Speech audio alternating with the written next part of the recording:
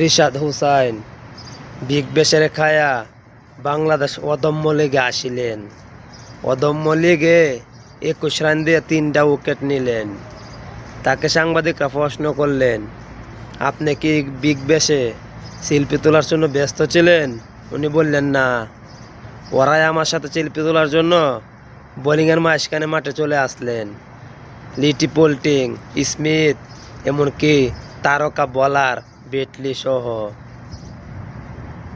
অল্প বয়সে তারকার খ্যাতি ওই রিশাদ হোসেন পেলেন, কারণ সে একজন ভালো মানুষ। এই জন্য ভালো মানুষরা সবসময় উপরে তাকে হারে না সস সাইডে।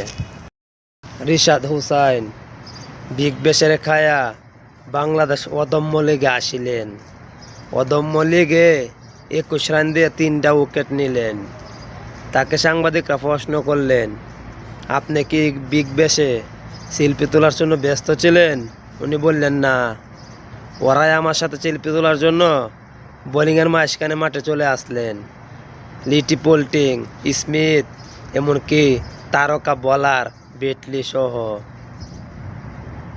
অল্প বয়সে তারকার খ্যাতি ওই রিশাদ হোসেন পেলেন, কারণ সে একজন ভালো মানুষ।